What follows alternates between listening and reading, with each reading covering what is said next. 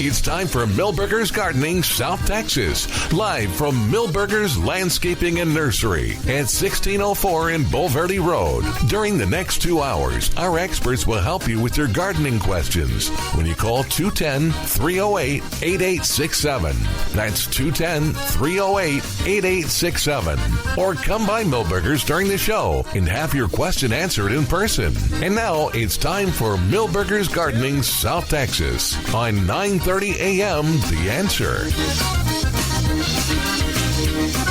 Good afternoon. Welcome back to Milberger's Gardening, South Texas on 930 a.m. The Answer.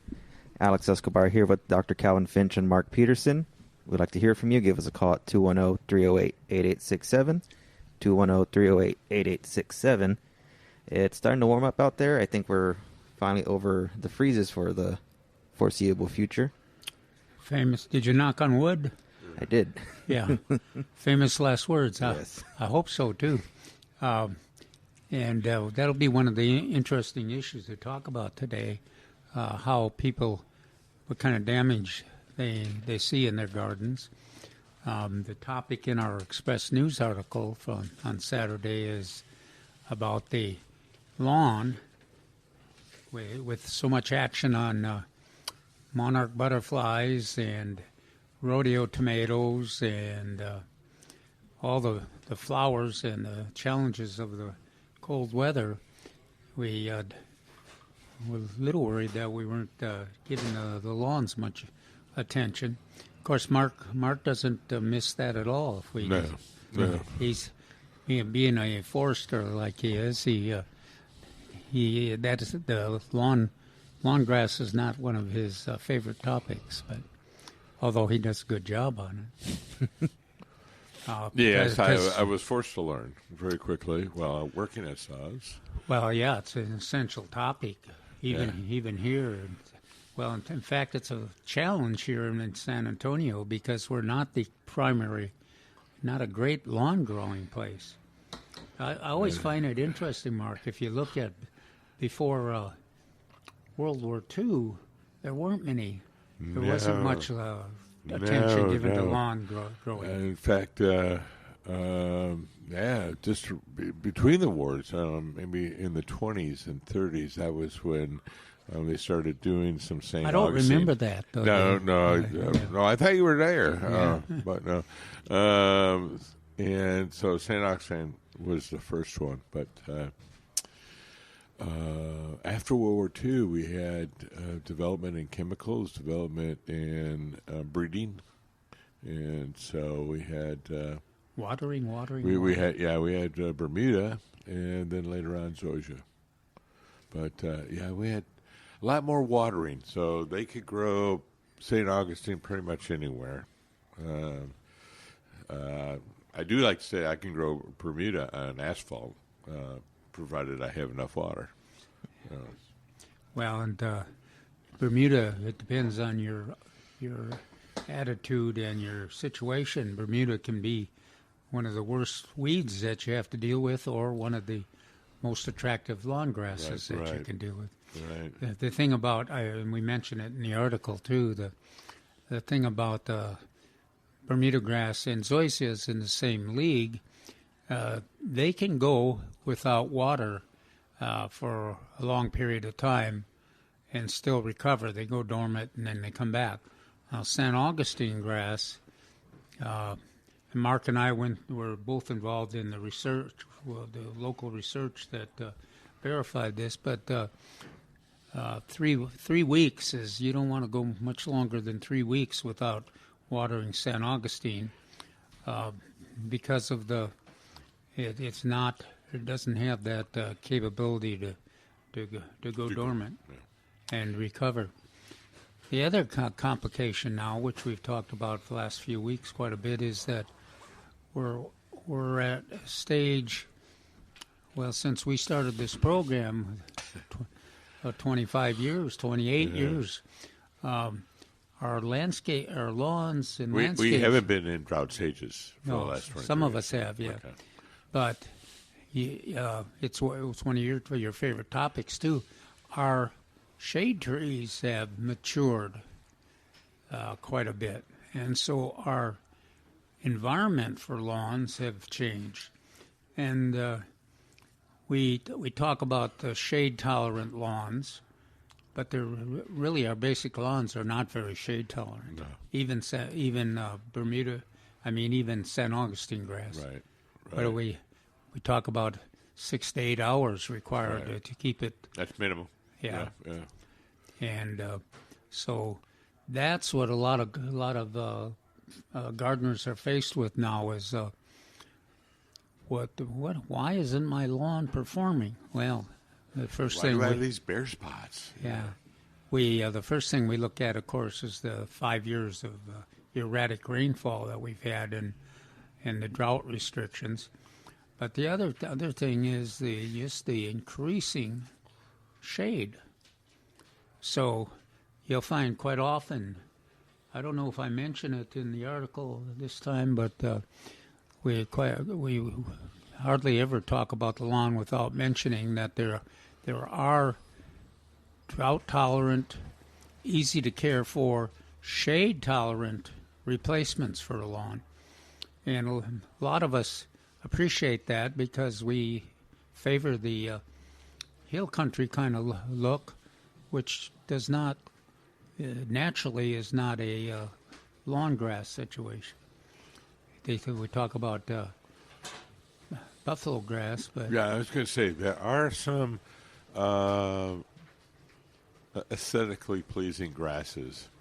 Now, I like the taller ones like Lindheimer muley and Golf muley. Those are beautiful grasses. Bamboo muley. Have anyone ever seen that one? Those are excellent ones. But we also have things like buffalo grass, curly mesquite, and blue gamma. And why I mention those three is those are the three primary constituents of these various blends that come out. Native American Seed has one. Lady Bird Johnson, Wildflower Center has one, and I think maybe even Douglas King came out with a mixture, or maybe it was just they are the prime producers of buffalo grass. Well, I like some of the broadleaf options too. Right. Even Asiatic jasmine and dwarf ruellia. And the great example we've got are that neighborhood. I think it's basically your neighborhood over there, north of or south of the downtown. Yeah, so we got King William, Yeah. and I gave a talk to King William a couple of months ago, a neighborhood association, and we discussed some of their options that they have because they do have a lot of shade. And so we talked about various perennials. One of our favorites is the Ruellia, dwarf Ruellia. I like. Now, don't mistake for the full size. Not the Mexican petunia, please. Unless you want the whole neighborhood to turn over. Right. Beautiful flower.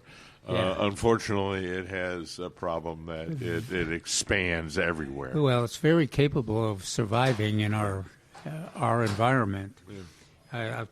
I remember in that long history I talked about, the 28 years. One of the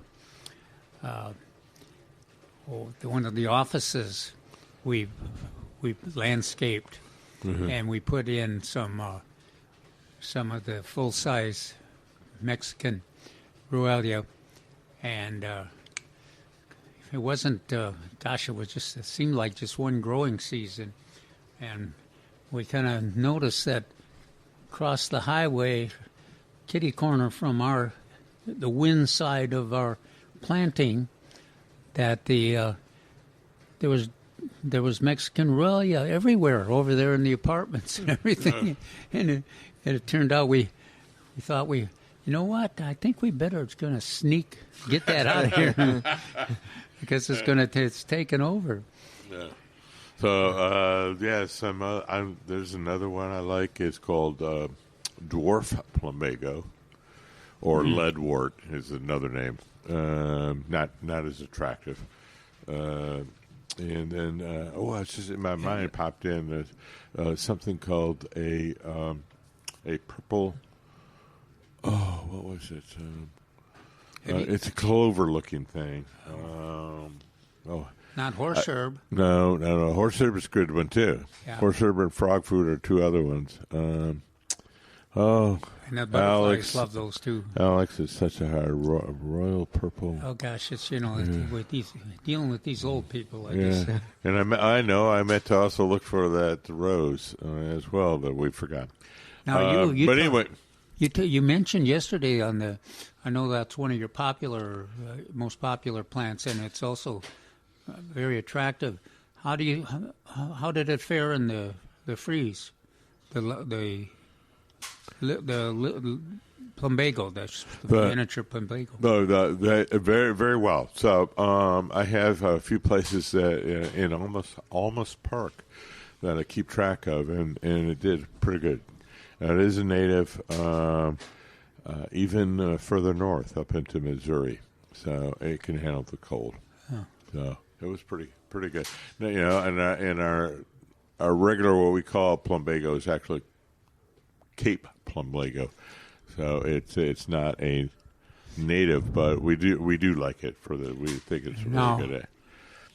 Have you done that seems like that would be a really interesting topic to cover in one of your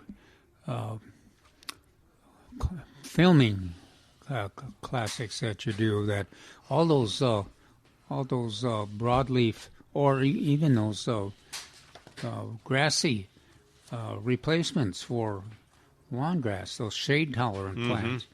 Have you done one of those? Well, we in little bits and pieces. So the one that just came out or will come out this Friday is a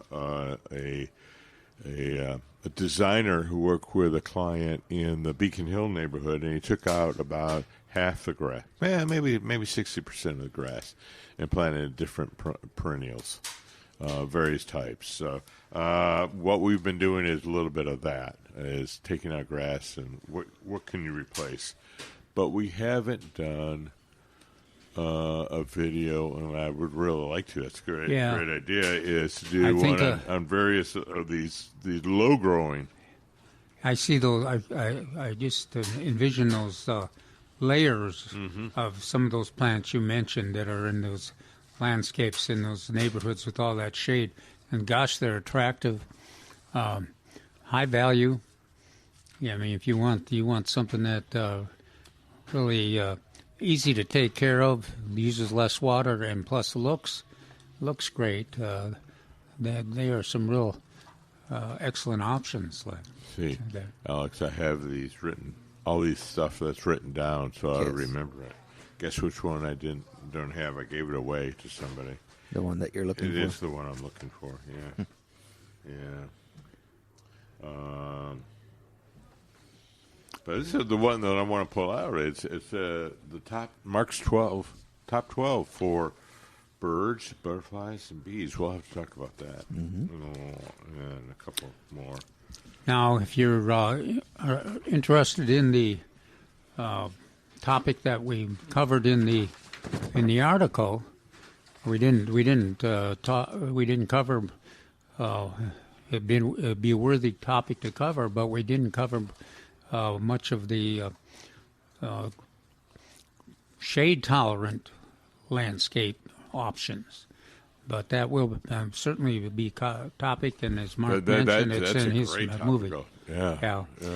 But what we did talk about is that, do we have time or do we have a break?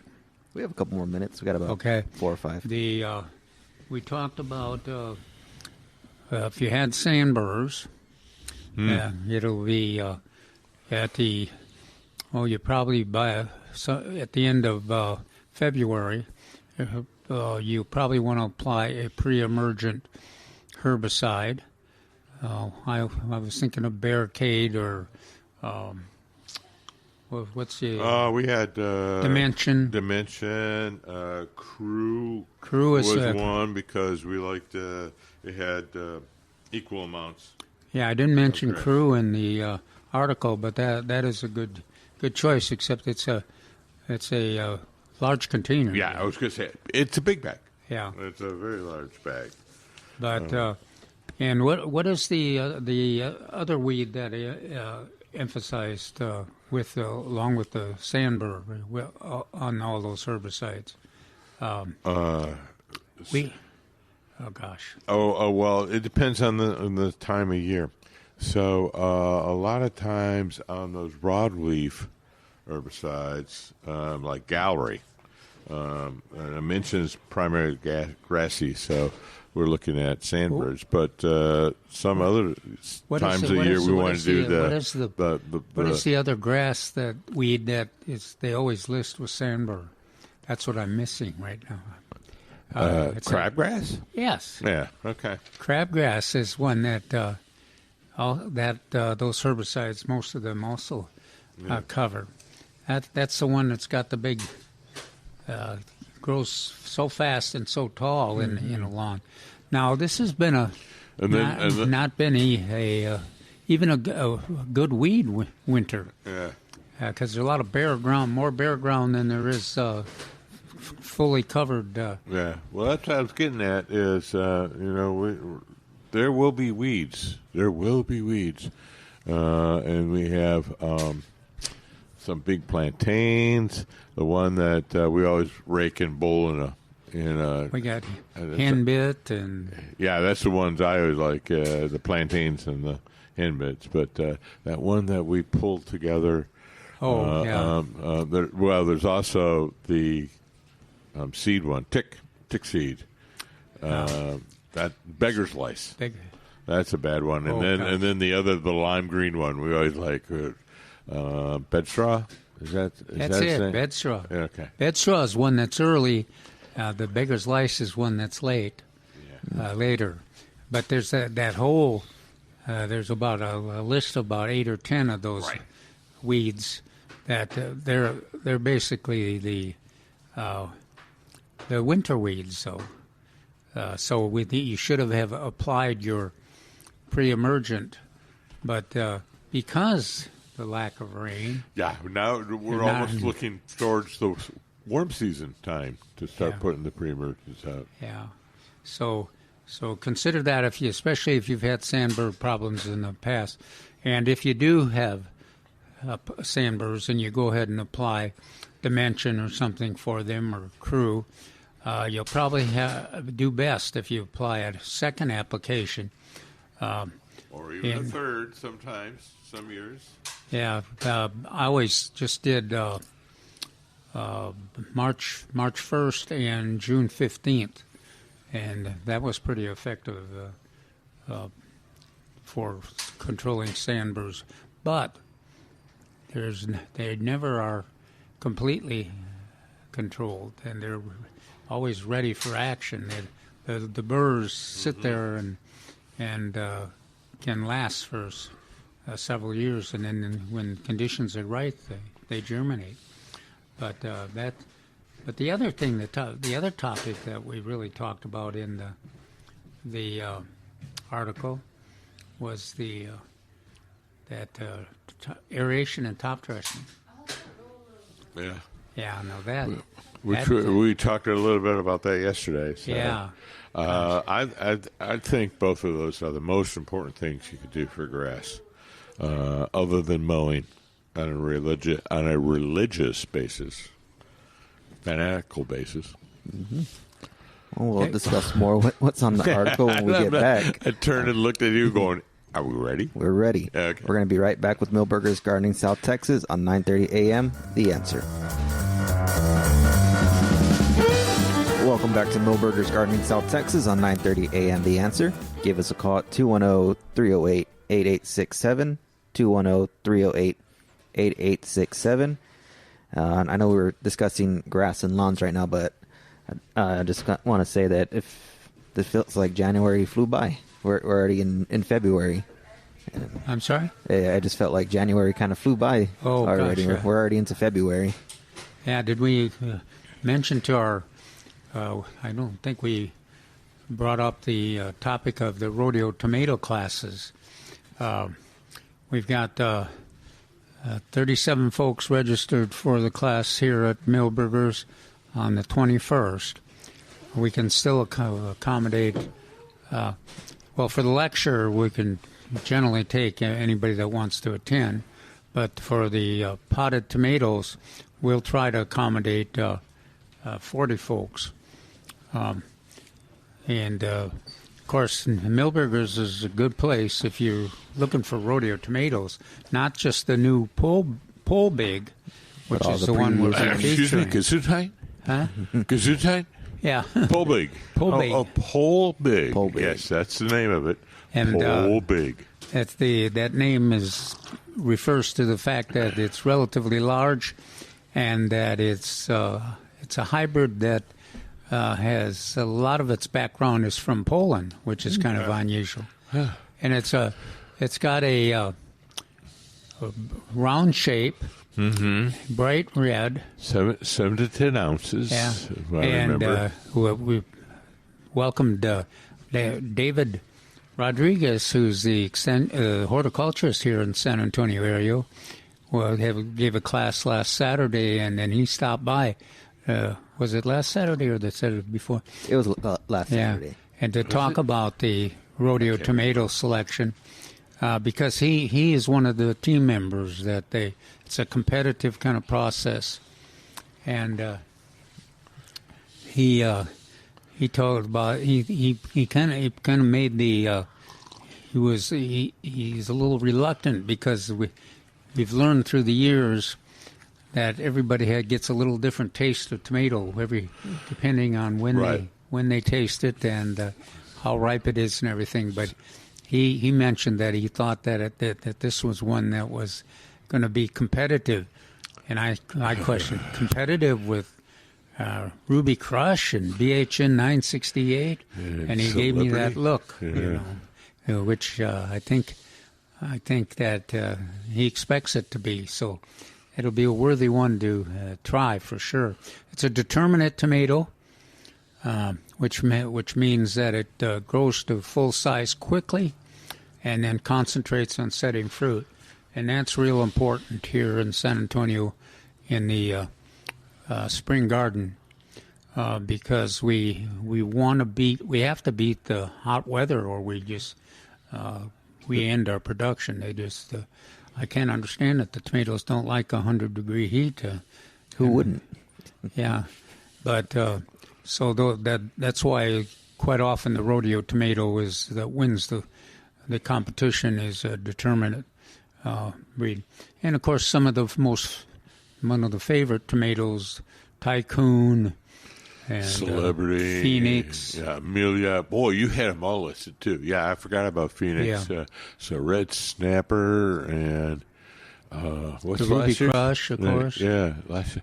It's And, that car thing, I think. I don't know. Thunderbird, Thunderbird. is what it Amelia. is, Yeah.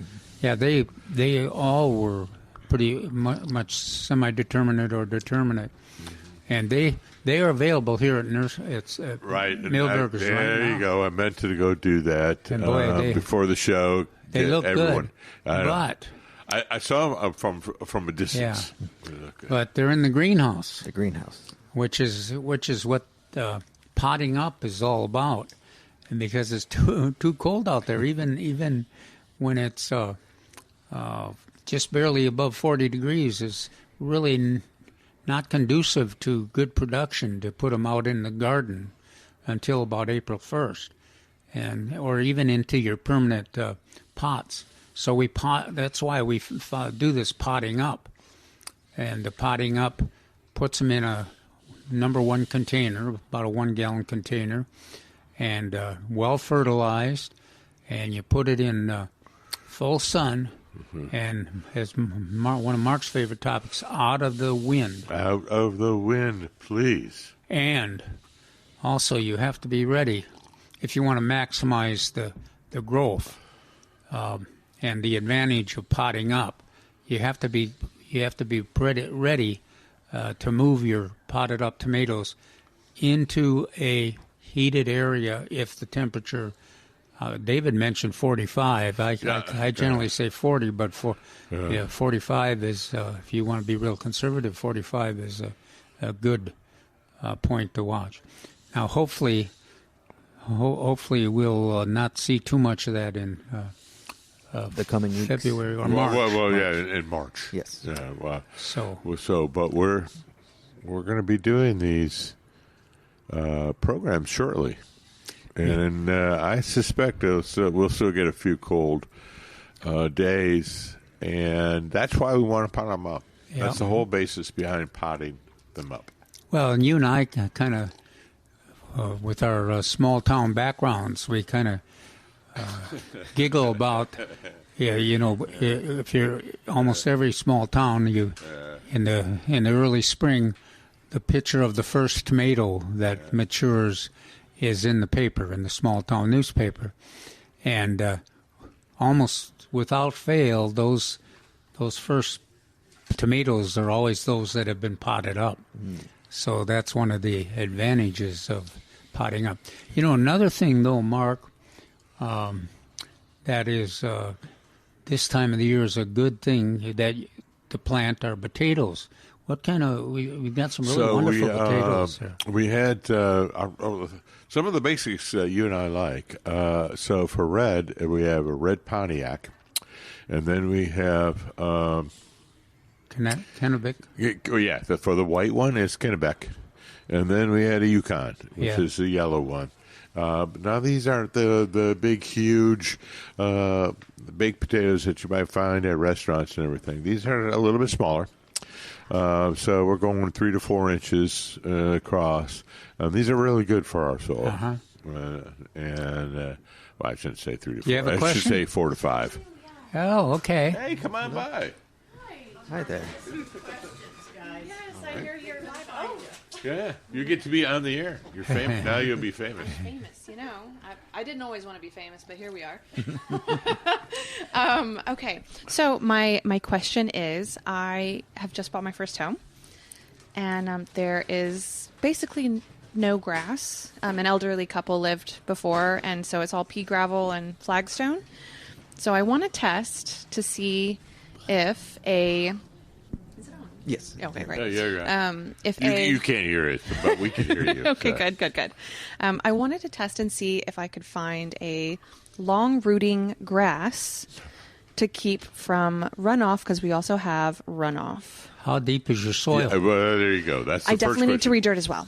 Huh? So I wanted to bring in some dirt as well. Oh, okay. So I was hoping to sow seeds along with some wildflowers to encourage my pollinators as well in the area. Cool. So looking for a long grass and some native Texas wildflowers to keep the soil from running off and, again, encourage those How much pollinators. shade do you have? Quite a bit of shade. Quite a bit. Yeah. Okay. So that kind of We were talking about it just before you came in about 30 minutes ago. We were talking all about these issues. So Yeah. Now that with all shade, of course, is more valuable than the lawn here. But our basic 3 grasses, San Augustine, turf grasses. turf grasses. Because I may want to and suggest zoysia. an alternative. They require at least 6 hours to 8 hours of sun. Yeah. So with your shade, treasure your shade, but you'll also have to probably use, just like you mentioned, so those pollinators, and you can have 12 months of color, but there's a lot of shade tolerant, easy to maintain plants that you can use too. It look really good. It's okay. I don't know if you see the gentleman. That's my personal lawnmower as well. So Are you unionized? he works for the government, so kind of. Yeah. Nothing wrong with working for the government. Yeah, no. It's like we spent 42 We both years retired. there. Yeah. Oh, good. So I want to suggest an alternative, Okay. maybe. Let's so if you start got with the soil. Yeah, Okay. yeah. Now that's an advantage of not having to, if you don't want to use a lawn grass. Yeah. You actually, those plants Mark's going to talk about can put up with shallow soil, rocky soil, It's not rocky. It's just I'm not sure if it's shallow. Whereabouts are we talking about in generalities? Whereabouts is the home? We are in Bitter and Blanco's. Bitters and Old Blanco. Bitters, technically. Okay, I know exactly where you are. So I had an adult beverage location just up the hill. Okay, Up there, so. right near the alley. Yeah.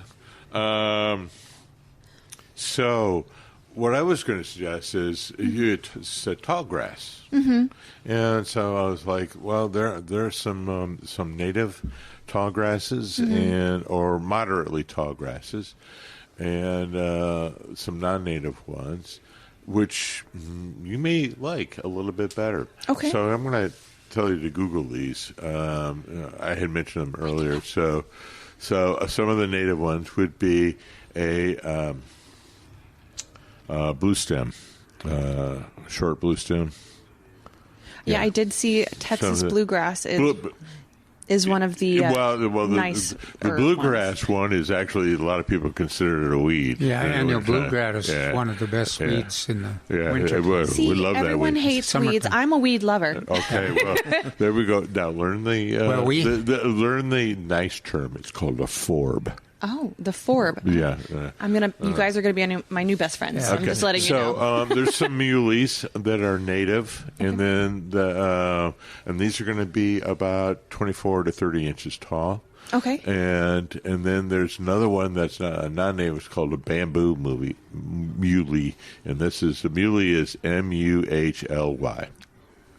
And so it's very feathery. Are you going to be? Is your program on Friday going to cover these plants? Not on these ones, but that's why I'm like going, wow, that's one we should cover. Yeah. So I have videos that drop, YouTube type videos. Oh, great! We are big YouTube watchers, so yes, if we would love to get your. Okay, so your these YouTube are as the well. gardening videos. They're real easy, and they're on the Gardening Volunteers South Texas website, and then they're on there for 30 days, and they go to YouTube. Oh, great! Okay. So then you go to YouTube and you go gardening video, and then it'll have all the different seasons. Great. You may have to scroll through them. I don't think they have them separated out per topic. You just may have to go That's through all everything. right. But then 2026, we all then scroll, there's huh? also these wonderful perennials that Calvin and I talk about a lot.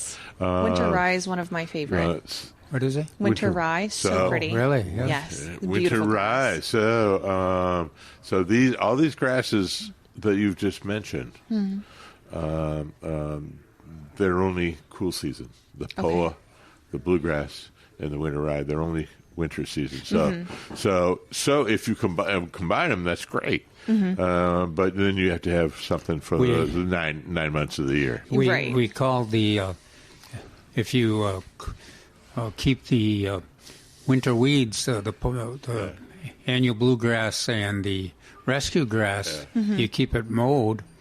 We call it the sustainable winter lawn. That's right. It's beautiful. Yeah, it is. Look, now it's been real tough with this erratic rainfall that we've had. Yeah. So. We do have a sprinkler system, even though there's really? not really any grass. Now, most of the, for San Augustine grass, you would have to use, you probably need a sprinkler system. But for these kind of plants, especially once they're established, they do pretty well. Oh, lovely. Without a lot of irrigation. Okay. And, of course... Okay, go ahead. No, the classic ones we talk about are Asian jasmine, and we talk about dwarf ruellia, Okay. and we talk about the Well, it depends on the summer. We could go old-fashioned ivies, in fact, depending on how much shade you have. So I like one called leadwort, or a.k.a. dwarf nice plumago. Okay. I remembered it. It's purple oxalis. There's a weed called oxalis, but then there's a taller purple plant. Okay. which got hit pretty hard in my yard with the freeze. But, I know. I was going to bring the that. top. Yeah. That's why I was going to bring it up. What our previous questions. Just the top. But there's also ones called frog fruit and horse herb. These are all native. Did you perennials. say which neighborhood you were in? Yeah, Yes. it's down by. How about where you are? No. Just past the Santicos in what's that? On Bitters. No, and like that alley. by the fondue place. Yeah. Yeah, exactly. Kind of, and besides viewing those tapes Mark talked about, you might want to cruise down there in what's the neighborhood south of? So I live in Southtown. Oh, okay. Okay. So Beautiful and then place. King William. So we're a lot So of shade. beautiful. King William is if you got a lot Yeah. of shade, they're beautiful. Yeah. Lawns. They got I layers love that neighborhood. and they're once those plants are established, they use less water. They're attractive. And that's what I'm trying to establish, because we're hoping to start a family and put 20, 30 years in this house. So I'd like to. That's why I don't want to buy these like turf grasses that you just kind of like install on top of everything. I want to actually sow the seeds and like put in the work for Yeah. it. So all those cool season ones that you mentioned, the poa, the bluegrass, and the rescue grass, they'll come in naturally. The Okay. winter rye, make sure it is perennial. Winter rye. You would think we'd want to do annual, but no, it's perennial. We have it here. And it won't be permanent, though, Yeah. even if Yeah. it's... sure Even if they it's perennial, it won't be permanent. Yeah. Those are options for quick cover. It sounds like you need probably some quick cover. Those might be it, and then plan on some. But the advantage of not doing anything quick is maybe we'll get some rain someday. Someday. Yeah. Someday. Oh, I love it. Now, also karaoke. the column in the Express News on Saturday we covered some activities in the lawn right now too. Okay. If you want to get access to that. But I want If you to get get the into Sun, I think if you We've get the just Sunday moved in paper, you get a it. couple Tuesdays ago. Okay. So I'm trying to get the jump on the yard. What we're trying to finish up and circle it all around is think about some lovely pollinator perennials. Okay. We have generally a whole selection out here, Okay. but our favorite ones are blue curl early in the year. Okay. So like now, Next month. next month. Okay. Oh, wait a minute. It's February, isn't it? It's February. Yeah. Happy February 1st, guys. Yeah, you want to see it right now. Yeah, so what I was that, thinking. and then the mist flower is an excellent. Greg's blue mist is an excellent pollinator. Okay. Then porterweed is one that we both like, but it is kind of a subtropical. And you So, sell yeah. them here as well? Yeah. Okay, fantastic. Maybe not right now. You may have to ask. They may have them hidden. on Okay, that. so then just request. Yeah. Yeah. Do you kind of look for some of the literature, including the recent articles on those topics, and then do your little kind of tour on that neighborhood, and I think it'll give you a lot of ideas. Okay. They all have very manicured lawns, and I understand that that's And very you don't have to pretty. rush. I would be real conservative because with the drought restrictions right now, Oh, okay. and you want to.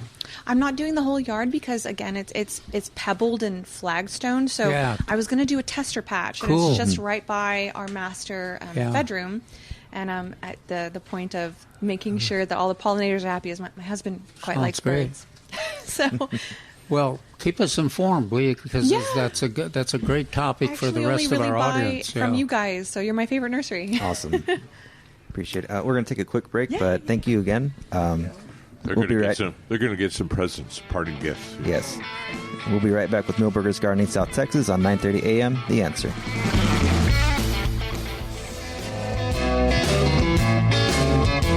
Welcome back to Millburgers Gardening, South Texas on 9:30 a.m. The Answer. We want to appreciate the guests that came in to ask questions on their new home. Congratulations to them. Give us a call at 210-308-8867 or come down to Millburgers off of Loop 1604 on Boulevardy Road. You can get your answers question in person. And know- I have cookies. And Mark has cookies. Yes, by the way, if you didn't know it, the Girl Scouts are out. So I caught one yesterday. And I went, and then this morning, they're all over the place. They're multiplying all over. So, but I got some. All What's right. that? Cookies or bugs? No, cookies. Oh, They're not, yeah, but the Girl Scouts do a fabulous job. I thought and- maybe you'd given blood and you got some cookies.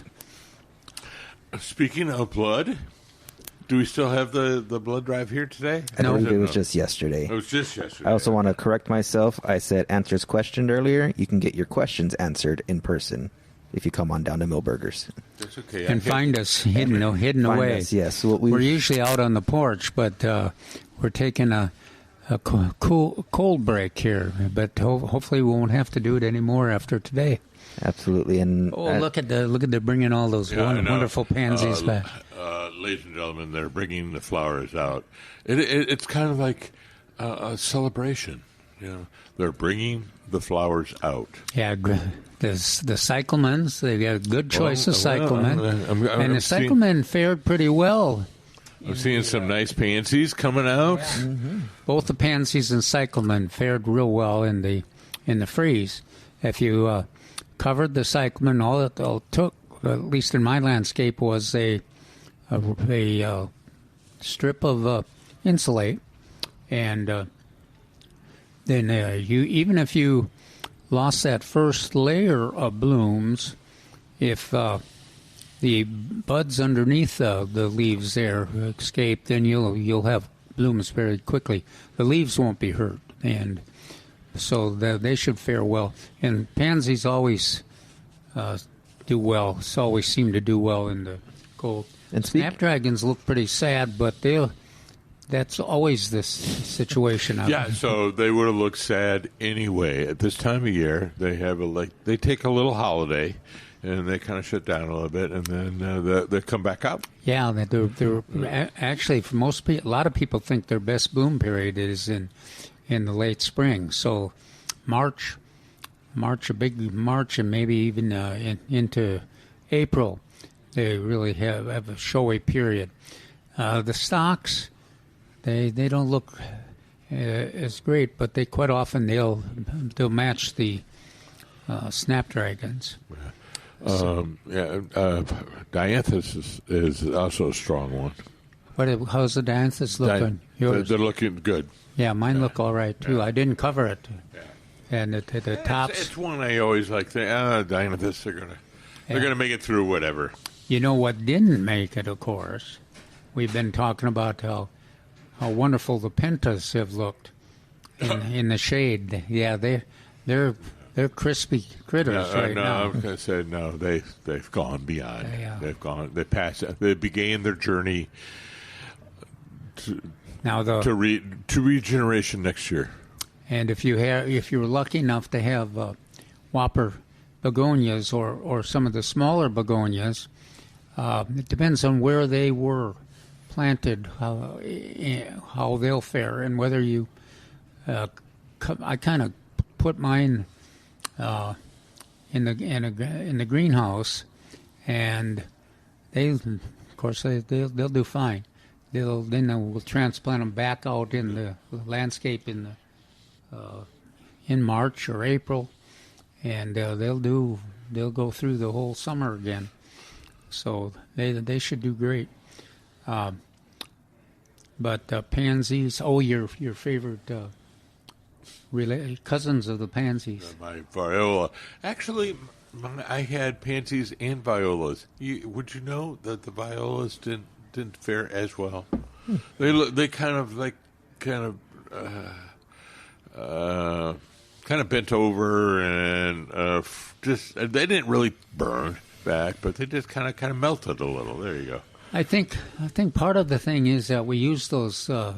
At least my landscape and a lot of other gardeners, we use those violas out there on the patio rail.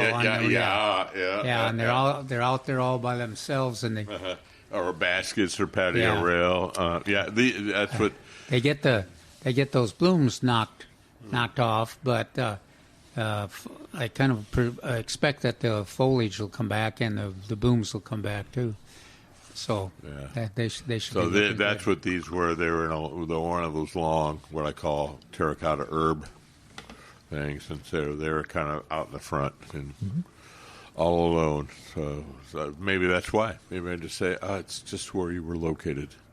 And speaking of pansies and violas, they're both on sale this week. Well done, sir. Yes, they're on sale for $5. Well, I already got that question in one of the question and answer column. When I talk about the snapdragons, they look pretty sad now. And one of the gardeners said, "Well, is it easier that the snapdragons quite often are on sale at their favorite nursery, and the pansies look so good in the nursery and they're on sale. Is it easier just to buy new ones, or do we be patient with the old ones and they come back?" And that is sometimes that's a tough choice. Now the pansies probably pretty easy just to keep them, but gosh, they do look good, and if they're on sale, you could use fill in some of the space on some of the plants that did get hit, like even the pentas, because the pentas, some of the pentas are in enough sun that the pansies for a few months should do fine. And then of course some of the snapdragons. That's a bigger debate, because it'll take them a little while to recover. And if you've got access, like the snapdragons look great here at Milberger's, if you got access to your favorite nursery has some really good-looking snapdragons, and they're on sale, you might want to say, well, I know they're going to come back, but gosh, I can have great-looking snapdragons tomorrow instead of waiting for 2 weeks. And a lot of times you have a variety in heights as well with the snapdragons. And while you're waiting for those ones to kind of come back, maybe you just get a little bit taller ones in there and put them in the back. You mentioned your the ones with the purple leaves. The oxalis? Yeah, the oxalis. I have a patch of that grows in my middle of my driveway there, and then that got hit by the freeze. When do we expect it to come back? Just not until next season, or should it come back? Spring? Next 4 weeks, 5 weeks when it warms up. Because that's a nice, pretty invincible perennial. Right, and that's why I like it. It's a moderate height. Has the pretty foliage. They're clover-like, and then they also put on a little pink flower. So it's a really nice one.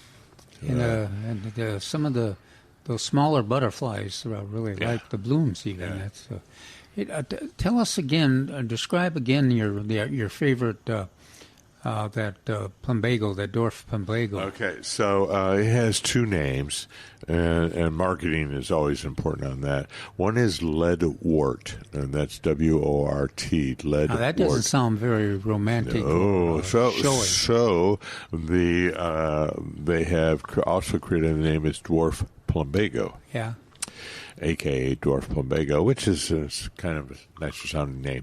Now, the flowers are going to be are kind of a royal blue, and it gets to be 6 to 8 inches tall.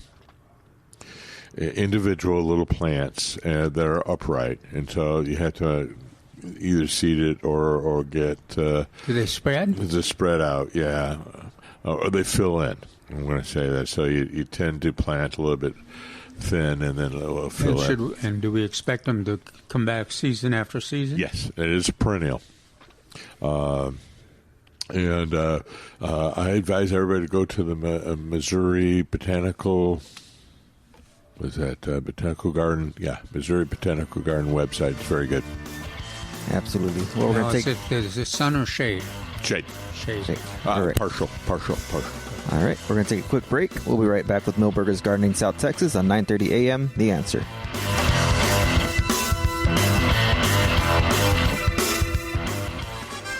We're back with Milberger's Gardening South Texas, live from Milberger's Landscaping and Nursery at 1604 in Bulverde Road. Come out to visit or call us at 210-308-8867. That's 210-308-8867. And now back to Milberger's Gardening South Texas on 9:30 a.m. The Answer.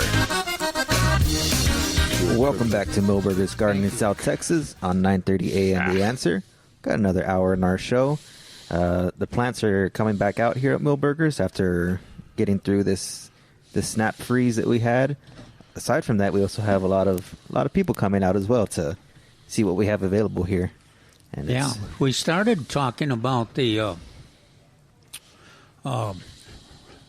potting up rodeo tomatoes when we had our guests, those two guests. Yes. So let's just finish that conversation too. Can we? Do we have time? Oh, of course, we have plenty of time. I know we got 37 folks registered for the class here at Milberger's on the 21st. Now, what does that mean? 37. That means that we can handle 10 or 15 more for the lecture.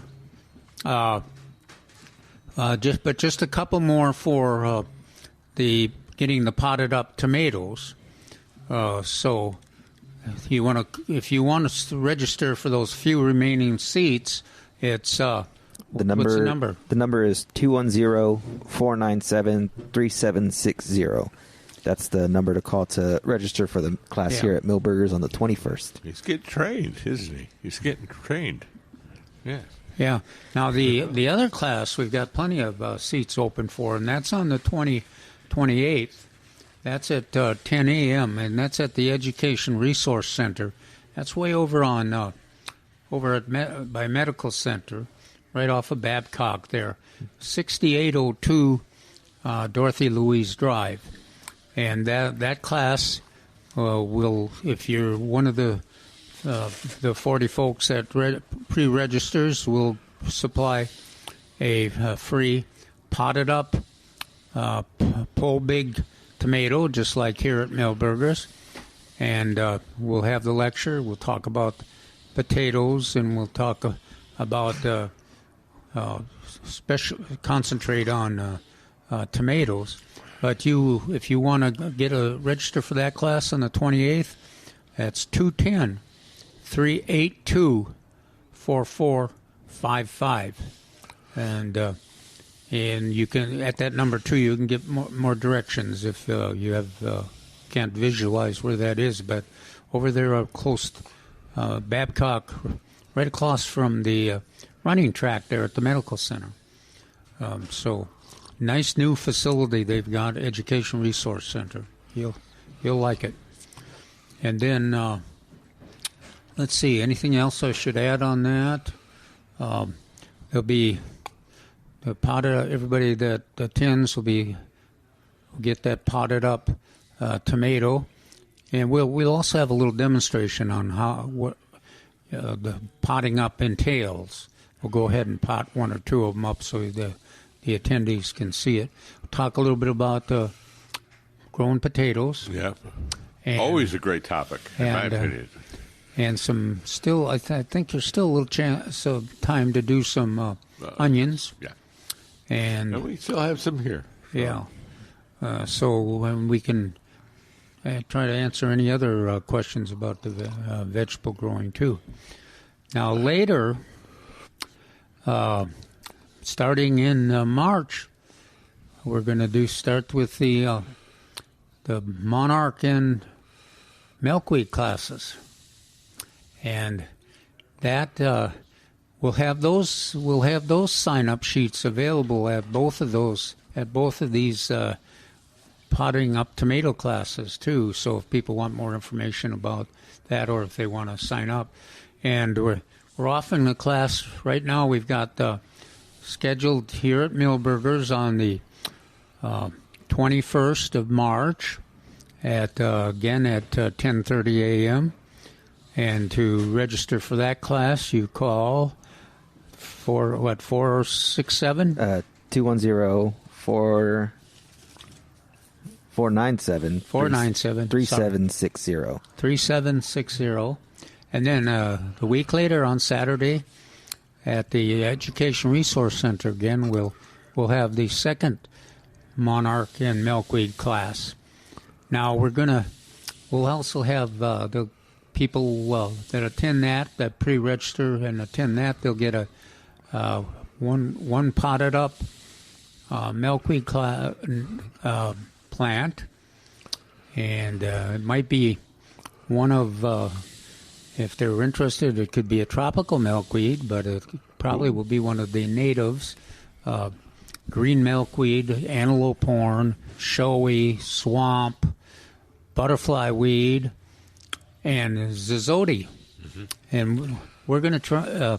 Then we're also going to have some seed available, so so everybody that wants to and takes responsibility for it, reporting on the results, can also have one that's already germinated, and also can have a stratified seed to see if we have more success with seed than we do with transplants. That's one of the big issues on helping the butterflies, monarch butterflies population improve, is to have access to more milkweed plants.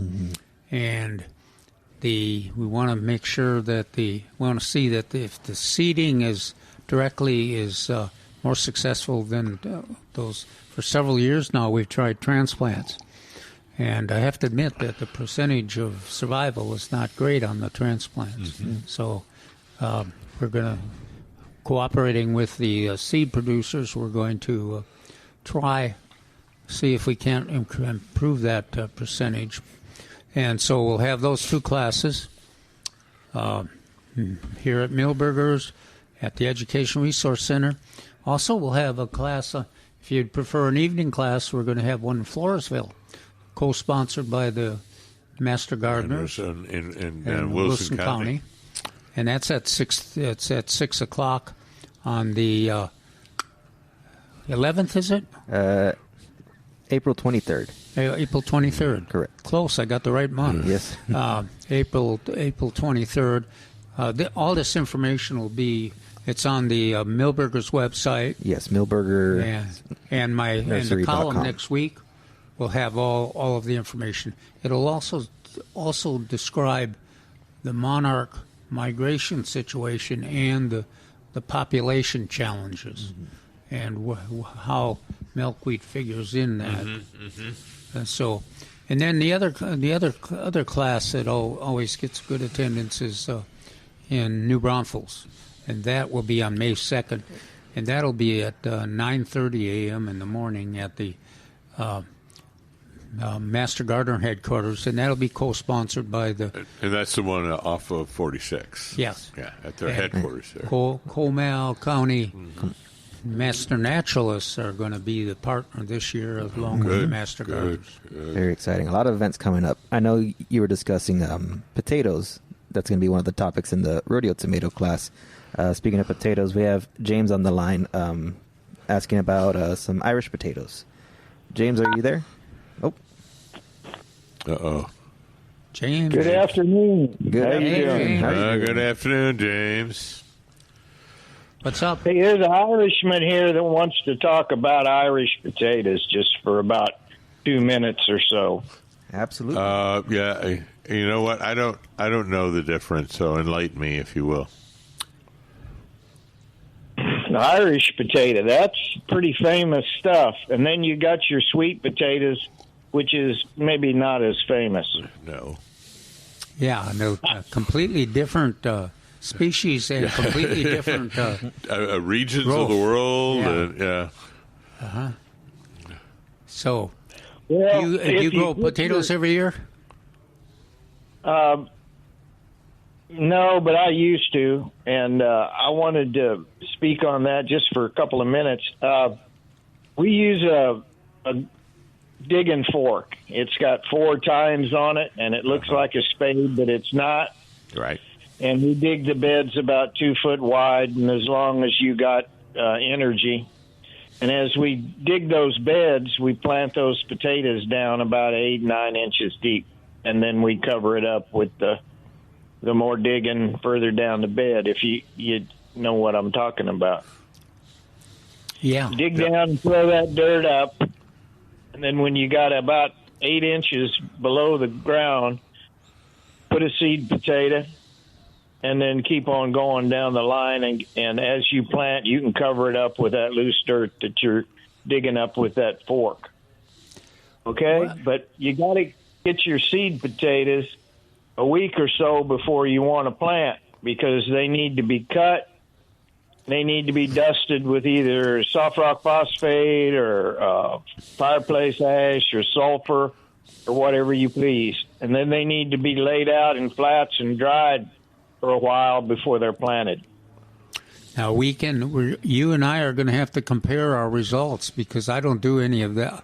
I have to admit that I did have them sit for about 8 hours and harden off a little bit, but I didn't add any of the chemicals you talked about, the sulfur or anything. And James, that when I was young, that's what I was taught. So with dash or sulfur. So now I kind of getting lazy and do more like what Calvin's talking about. 48 hours, a little callus over, and be done with it. How do you pick the seed potato? Do you cut them? How many eyes, or You just can use do the it whole two potato? ways. You can go down to Jupy Mill and buy a 50-pound sack, and you can Gracious. take all the potatoes that are the size of a hen's egg out of that sack, Yeah. and then you can take the rest of them to church and sell them, or you can take the larger potatoes and cut them up into pieces a little bit bigger than a hen's egg. Yeah, But I like that's what to I always say buy a whole egg size. sack of Yeah. potatoes. Go What, through them, get all the small ones out, and plant those whole. When do you start your harvest, James? When they start blooming, or do you wait until the tops have matured? And it all depends on how hungry I am. Yeah, well, that's a good way. That's a good way to do it. I always like to start early on when they start blooming, start harvesting because those new potatoes are so tasty. Wow. Oh, Great. man. That's, What do you It's use? worth Do you waiting use for, the that's for sure. Pontiac and Kennebec that Mark was talking about, or? yeah, those, they come in sacks. The feed stores got them, and they've got some of them got an Indian with a headdress on the sack, and I like saving those sacks. But yeah, that's the kind of potato that they bring in this time of the year. Jupy's got a couple of feed stores, and I'm sure they're going to have potatoes. They usually do. Remind us what kind of soil you have there. Is it sandy, or is it clay, or rocky? Well, Yeah. it's a blackland prairie. It's clay. Sounds good. Yeah. So, but describing your spading fork, I'm like, oh boy, that's an old timey. Everyone should have that old timey fork. There's been more potatoes and other things, but mostly potatoes planted by that fork than any other utensil. Well, if you look at tool. the potato fields in Ireland, and they're an acre, 2 acres, 5 acres with, rock fences around. Most of those fields got planted with that digging fork. And they've I been like it doing because that. it's sturdy. Those tines are sturdy. So what is the fork different from a spade? I mean, so you don't dig. You just dig the hole. You don't make a trench, or what's the difference? Yes, you make a trench. It's 2 foot wide, and you dig the soil out of the trench and set it. And then you plant them as you go along, huh? Then you plant a potato, and then you dig some more soil out and plant a potato. And those potatoes get to grow in that loosened soil that has been loosened with that spade. And you do a lot better than just running a tiller, 2 or 3 inches and calling it good. Yeah. And then, we're either digging a hole with a auger like we transplant tomatoes with, because that potato's got all that loose soil to roam around in and make more potatoes. Well, I'm sure you're into Irish potatoes, so I'm sure you're also into rutabagas. Not since my early days in Kansas. You didn't say anything about the rutabagas, huh? I should have Right. mentioned them, but The rutabagas kind of took it on the foliage took it on the nose from the cold weather. But I'm thinking they're probably some of them are ready to harvest anyway. So the onions got hammered. did they? Somebody else had Oh, reported yeah. that. Yeah, we talked about that yesterday, and somebody, the other James, it may have been, got his onions got hammered. Mine kind of wilted, maybe but I somebody didn't else. see any browning on any of them, so I kind of expect mine to perk up and go back to They growing. look pretty puny. We're probably going to be going to the nursery and getting some transplants. Yeah, well, the way things selection are is looking. still good, and great varieties. And of course, the onions are really adaptive. You can almost start using them immediately after you plant them with green onions. Wow, great. The reason I called was last week you had a Louisiana fella that was growing onions on the program, and I wanted to ask you guys if you could tell him next time you talk to him that we're starting celery. It's called cutting celery, and it's really easy to grow. You grow it in pots or wherever, And when you need to make that trilogy for the gumbo, you've always got celery, around the corner in the pot or somewhere, wherever you got it. So that's what I wanted to say to that Louisiana man. All right. Well, we'll expect Bert at the end of the hour. Right. So we'll mention that. Thanks, James. Appreciate Yeah, it. that sounds good. It's called Making me hungry for celery. celery now. It's No, what is it? It's called cutting celery. Johnny C's got Cutting it. celery. Alrighty. Yeah, Appreciate we you, usually try to James. Thanks, James. Thank you. Sorry. We have a couple more minutes for another call. We have Bert from Chalmette. He's on the line. Yeah, Bert, how I'd you say doing? it is Providence. I know. I was just thinking, it's like we called it the Holy Trinity when we made gumbo. That's right. Another French word that I can't remember right now. I was trying to remember when he said Trinity and that. Well, no, I Menage. was like, that was so great. That was good advice because I didn't know you could grow celery down here. Yeah, and so I believe he says cutting celery. And Well, Milberger's usually has some celery. it has some seed. So now celery on the herb table, I'll have to look at it, but Not right now, Not right now.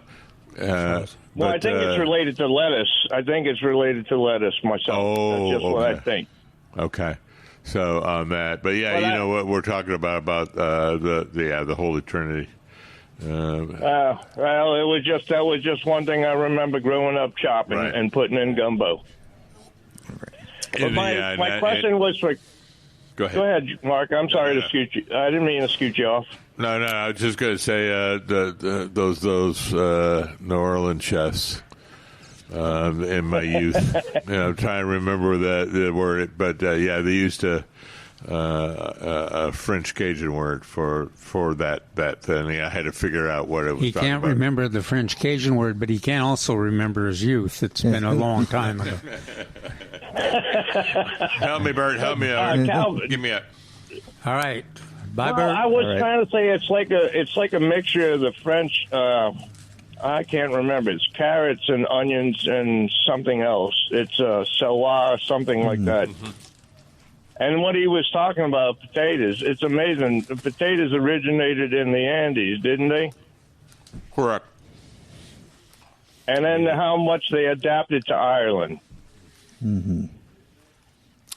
Yeah. So, they- but I was going to ask Dr. Calvin about when you use the word stratification. I know it from some of my Army training about how to drink water, but stratification does do something to help the seed germinate.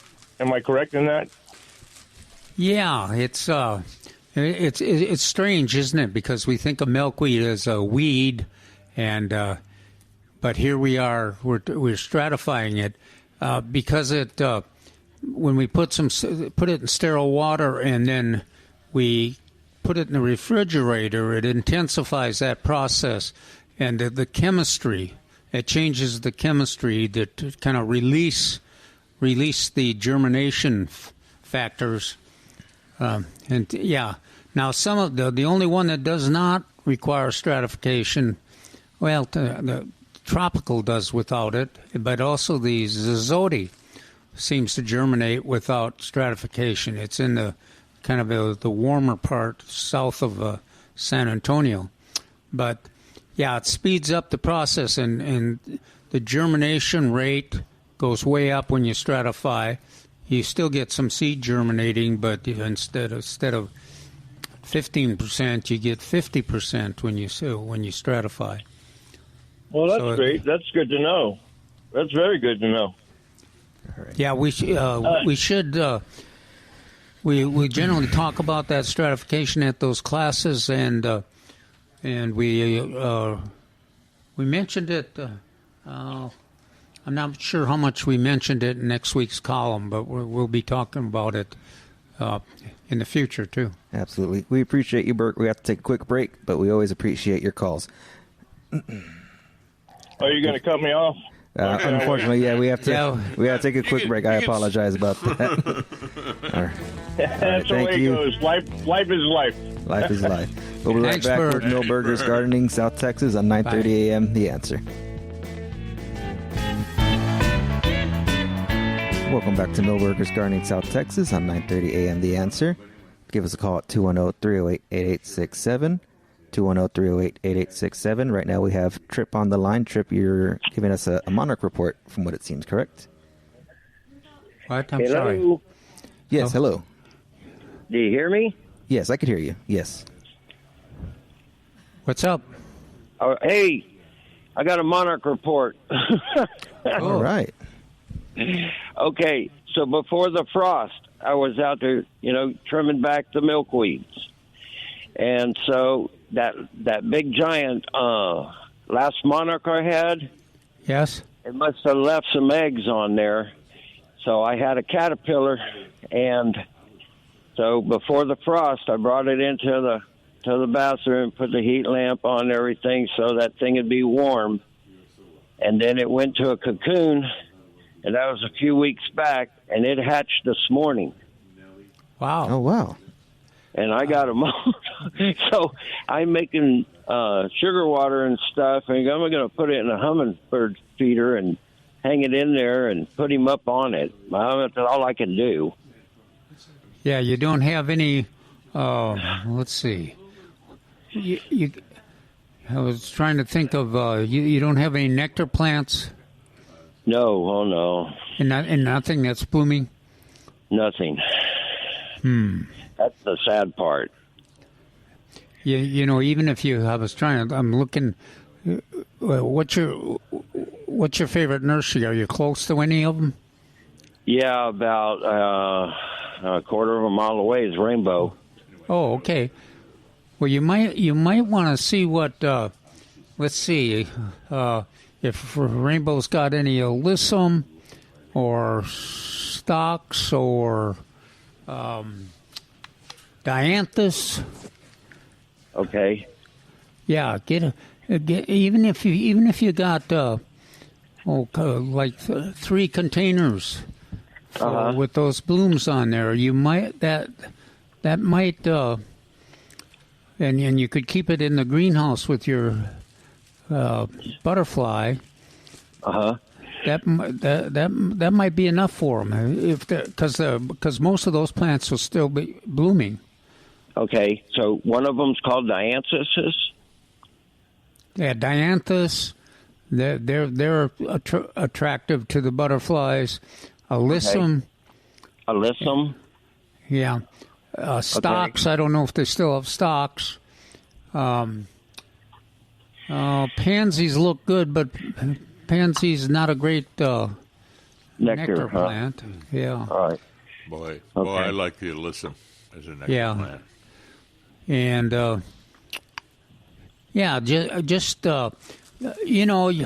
it's a challenging situation you're in there, but yeah, I know that might Now the weather should break, so it might be especially if that plant butterfly can stay in the greenhouse, and you can Right. put three containers of nectar plants in there. Okay. He might be successful. He hatched on the milkweed plant, but then the blooms are gone, so there's just leaves. Oh, so you don't have a tropical with blooms on it. You still Right. yeah, that would be another good one. Except the it did have the cold them, weather but- took the blooms off of almost all the tropicals. Yeah, well, it did have blooms on it, but they, had fell off, and that was before the frost, and so, he just hatched this morning. So I guess what I'm gonna do is I'm gonna go run up there and see what they got, and come back and coax the little thing on them. Sounds good. Hey, keep us informed, will you? That's kind of an interesting. I'm telling you, I don't think you're alone, though. Old. Several gardeners have reported that they had mature monarchs still hanging out before the freeze. Boy. I don't know how many survived the freeze, but I don't know. It got really cold. Oh, gosh. So, well, good luck. Y'all gonna be there next Saturday and Sunday? Oh yeah. Yes, we will be here. Okay, I'll give y'all a call and give you an update. Sounds good. Good luck. All right, good luck. Thank you. Bye-bye. Thank you so much. Bye. 210-308-8867, 210-308-8867. We appreciate everybody's calls. We also appreciate the guests here at Millburgers that are just flocking in. How did you resolve that tree yes, situation? I happen to know exactly where they live. And don't get me started about this, but during the landscape tree preservation negotiations for the ordinance, somebody floated, I forget who floated the idea of, well, we'll replace, every new home will have 2 canopy trees. Well, the concept was one in the front and one in the back, but it wasn't specified. And so after a while, it became 2 in the front. Well, most modern lots can't support 2 shade trees in the front. Mm-hmm. And then this particular house is about a third of the front lot of a modern house, even though the square footage would require it as a new home and everything. So they were required to put in 2 trees. I'm like, it can't handle 2 trees. I said, well, we're required to put 2 canopy trees. And I was like thinking of some of the smallest evergreen trees or trees that provide some fruit. And they were thinking about an aqua, and I really like an aqua. So does Calvin. But that area, it was like 40 square feet. I mean, or 20 square feet. Does Mexican plum count or not? Well, that's what we were wondering. So I was thinking many original and new San Antonians like evergreen trees. I don't know why, but they wanted. So I was like, well, because the soil had to be brought in for these homes. I know these homes. I was going, do a cherry laurel. Cherry laurel grows with a little better soil, particularly like where I live down in King William. And so that's a nice one, small, evergreen. And I was hoping that the city, and this is the city of San Antonio, would approve it. And then they asked me Anaqua or Chinese pistache. Well, I love the Anaqua, but I think the Anaqua is just going to overwhelm everything in that. Except it grows so slow. That... Yeah. Well, then I said Chinese pistache. But, well, it's also a slow grower. Chinese pistache grows pretty fast. Yeah, I don't know. Sometimes I find it grows so slow that maybe you don't notice it. I don't know, but I could train it. It's easier to train the Inaqua than the Inaqua. Inaqua grows all over the place. But anyway, those were my choices. But I also said, hey, see if they would allow a Nellie R. Stevens holly. That's taller holly, and it looks like a tree. And it's certainly attractive. Yeah. And again, it's a small, narrow location. So a small, narrow tree, like a Nellie R. Stevens, would be appropriate in that. But I just shake my head, going, why are they? Because the appropriate species for that area would be, like Calvin mentioned, a Mexican plum would be the most ideal location. It is northeast facing, or southeast facing, north, east facing. So it has a little protection from the sun. Did you mention that to them or not? Oh yeah.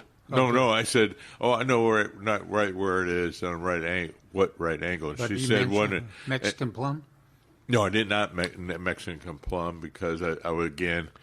I don't think the city would have approved it. Would have approved it. However, in that situation, given the site location and the size of it, Mexican plum would have been the perfect choice. Now, if they want to ask me, say, "Hey, Mark, could you write a letter to Mark Bird and the rest of the DSD?" And I said, I certainly would happy to do that for you. Well, that's good. Yeah.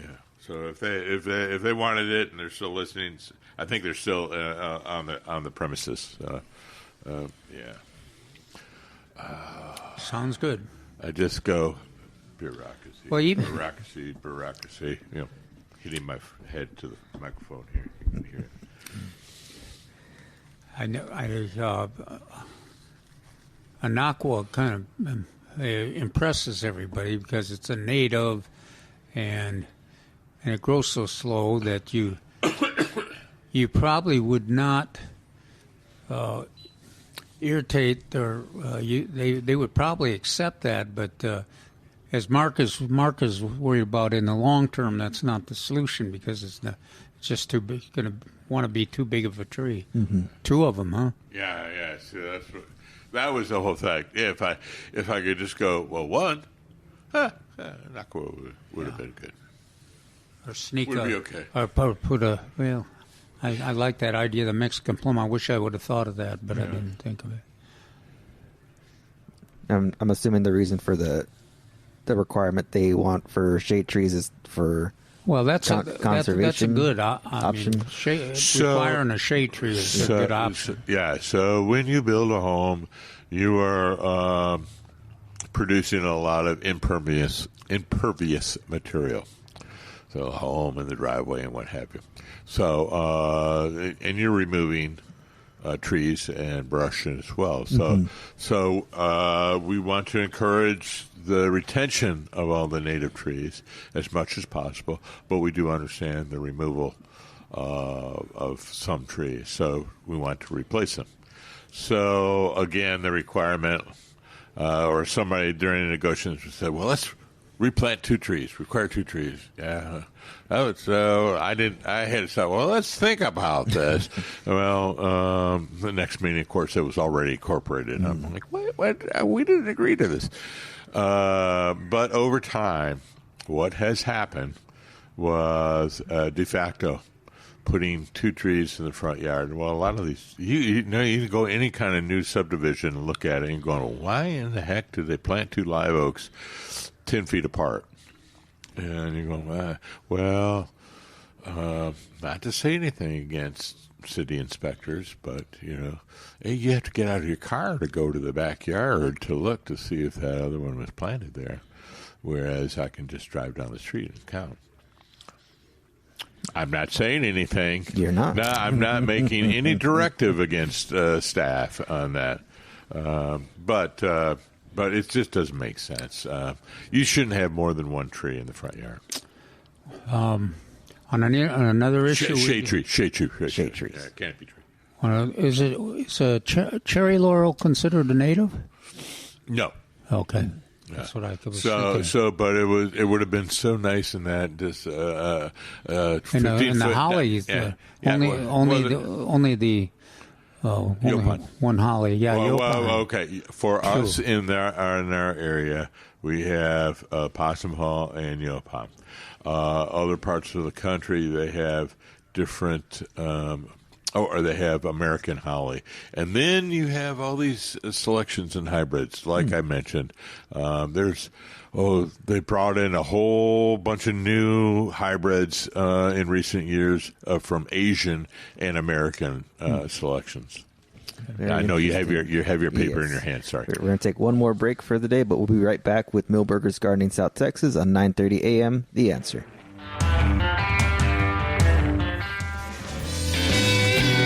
Welcome back to Millburgers Gardening South Texas on 9:30 a.m. The Answer. Alex Escobar with Dr. Calvin Finch and Mark Peterson.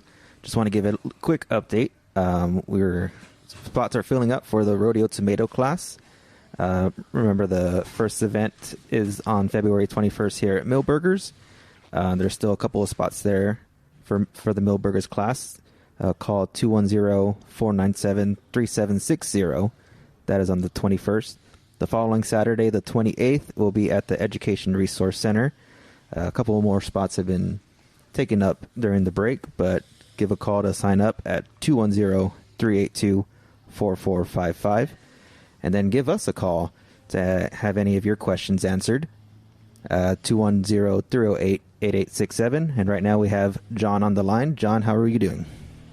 I'm doing good. Thanks for taking my call. Appreciate you. What's going on? Okay, I've got several different varieties of rose bushes in pots that we've inherited.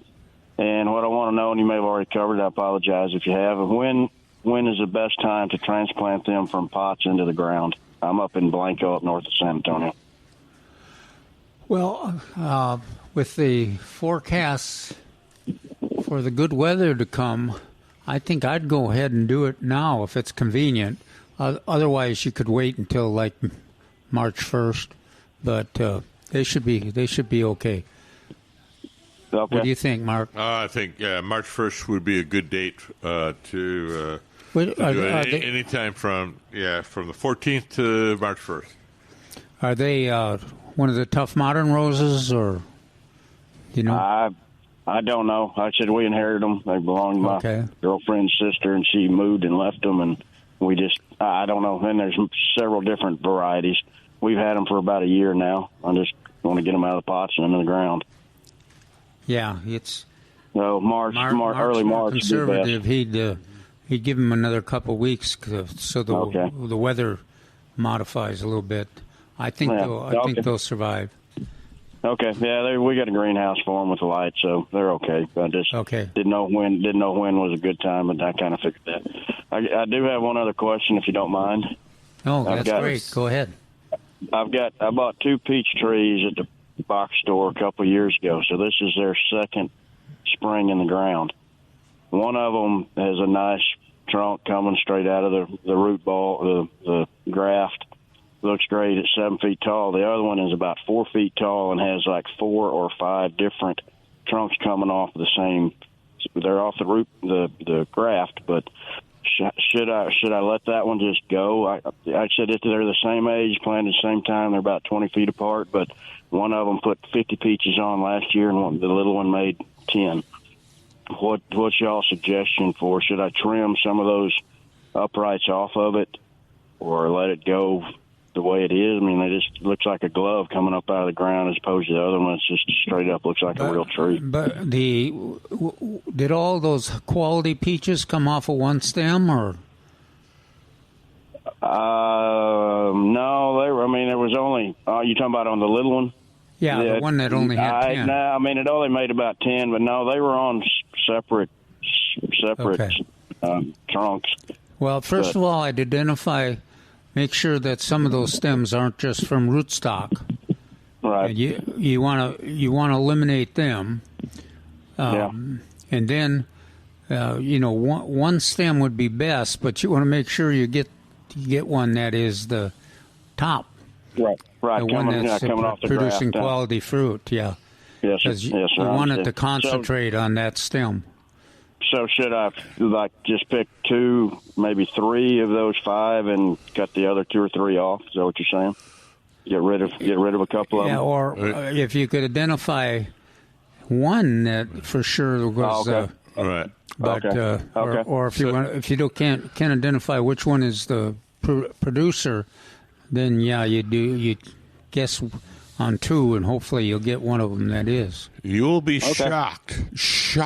I'm telling you, shocked on the amount of wood that you remove from a peach. So identifying those, the top ones or 1 or 2 is very important because, people are shocked about the amount of wood you take off. Yeah. Okay. So it's not going to hurt. Actually, I bought them exact same time. They were the same size. Planted them 20 feet apart on the same day, and like one of them is a real tree, and the other one is like a bush. So And you don't. Are they both the same variety? Do Right. you know? They are, but I don't remember, and I don't remember now. Okay. What they are. I'm like going to give the big box store. What do I want to call it? Negative. I'm not sure that even if they were labeled the same, they were the same. How about that? Right. Yeah, I understand what you're saying. Yeah. Okay. Yeah, but try to make sure the stems you leave are stems that are the top, are the quality top, not from the rootstock. Right, coming off the graft, not the. Yep. Okay. Yeah, I'm familiar with grape plants in that sense. Oh, yeah. So if you're familiar with grape, grape's going to be you're removing 90%. Well, you're not going to be removing 90% from the peach tree, but it is a significant amount. So that's good. Okay. So it's not going to hurt it to cut 4 of the 5 off that are coming up. Just pick the good one on the graft. Okay. Right. All right. Do you have time for one quick question about bur oak? All right, a quick one. We have another listener on the line, but I love bur oak, so give me. I have a huge bur oak, 65 feet across the canopy. Okay. Every year I get 15 or 20 volunteers at the squirrels plant for me. Okay. When would be the best time to dig them up? As soon as I can tell, I've got a bunch of them marked from last year. But when's the best time to dig them up and try and transplant them? Right now. I know they're hard to transplant. Right now. Yeah, right now. So So what it makes a bur oak different than other oaks is they spend a lot of energy in producing a taproot. Most trees don't have a taproot. Or they have a taproot when they're young. So bur oaks really put a lot of energy in the taproot. So dig that down well, but now is the time to transplant. Okay. If you know which ones they were. This tree's about 40 years old, 35, and it had the largest acorns on it I've ever seen on it this year. I mean, they were bigger than a chicken. They were bigger than a chicken egg. They were huge. And a lot of them. Yeah, we always say it's current weather and last year's weather combined, making the size. Okay. Yep. Sounds good. All right. Thanks. Right. Thank you, John. I appreciate it. Thank y'all. Appreciate it. All right. 210-308-8867. Patrick. We have Patrick on the line. Patrick, how are you doing? I'm doing fine. Thank you for taking my call. Appreciate it. And my question is that me and my wife were going through our garden box. We're getting the garden all tilled up and ready. And we found an old package of Crawford reseeding lettuce in the package. And I was wondering, I know it's late, but I was like, well, I'll just throw it on top of the soil and see it go. But my concern is with this crazy weather, I mean, if they come up young sproutlings, will this freezes, knock it out and kill it? Or should I just wait till afterwards or just wait till next year to start it? No, don't wait. Where are you? Are you in the San Antonio area? Yeah, Castle Hills. I'm sorry? Castle Hills. Castle Hills. Yeah, I'd go ahead and get it planted. How old do you think the seed is? It's probably about a year old. It's in the little brown that's packages. in good shape. You're going to get We got it from y'all over there. Yeah, don't cover. Put it on the top of the soil. Have good soil contact, and it should do fine. I think the weather is going to be perfect for it. Yeah. I'm like going. Yeah, you're going to get 90% or more germination. It's going to be looking good. Okay, great. Because I was just concerned about these cold mornings when it comes into these freezes. But it likes it. It scoffs at cold weather. Oh, okay. All right. Well, thank you all very much, guys. All right. We'll talk to you later. Thank you, Patrick. Thank you. Yeah, let us know, though.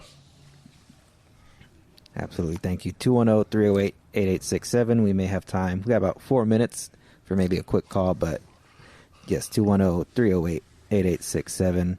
And like I said, right at the end of the break, that's radio tomato classes. They're starting to fill up again, or they're starting to fill up. You just got a call during this last break, correct? I'm sorry, you just got a seat filled in for the research center class, correct? Yeah. We got plenty of room there, and that's in the 28th, and it's at 10 a.m. 6802 Dorothy Louise Drive, and right over there by Medical Center, across the street from the running track there. And so everybody that pre-registers by giving us a call will get a free potted up rodeo tomato. And we do have plenty of room. So go ahead. We're looking forward to seeing you. Yes, to sign up for the class at the Education Resource Center, the number is 210-382-4455. That class is on the 28th. The weekend before, on the 21st, is the class here at Milberger's. There's still a couple of spots available here. Yeah, and of course we'll accept anybody that can attend the lecture. What we're going to run out of is potted tomatoes pretty soon, but there are still we'll find a couple more if you want to call and register. And phone number is? To register at Milberger's, 210-497-3760. Thank you. Thank you. So I want to remind everybody that the Go Gardening videos for the Gardening Volunteers South Texas will drop on this Friday. And some really interesting discussions of design principles for a small home. And then you see Lee and I pruning some trees and pruning some perennials. This is for the February, the month of February, the two videos. And just remind everybody, we try to hold off on pruning the dead and or the burnt back and died back perennials for our bird friends and animals. But we encourage everybody to prune those back at the end of February, first week of March. And where can these videos be found again? These will be found on the gardenvolunteers.org. That's the website for the Garden Volunteers South Texas. And then after 30 days, you can go to YouTube. And you just put in YouTube and Go Gardening videos, and then you'll see the past 4 seasons. Yes, we've been doing it for 4 years now. This is the 5th season. And we hope you keep going. Very exciting. And if anybody has any ideas on what we should be doing the videos, please call me. I had a suggestion. Some of those broadleaf, shade-tolerant plants that don't take a lot of soil or a lot of care. I was writing it down. I'm going to write it down on that. I think you've got a wonderful list of them. Yes, I got, and you can purchase a lot of those right here at Milberger's. Wow. They make for an easy maintained landscape. We're getting to be professionals here. We're right into the music. Absolutely. Wow. Thank you again for listening. This is Milberger's Gardening South Texas on 9:30 a.m. The Answer. Alex Escobar, Dr. Calvin Finch, and Mark Peterson. Thank you again. Have a wonderful week. We'll see you next Saturday.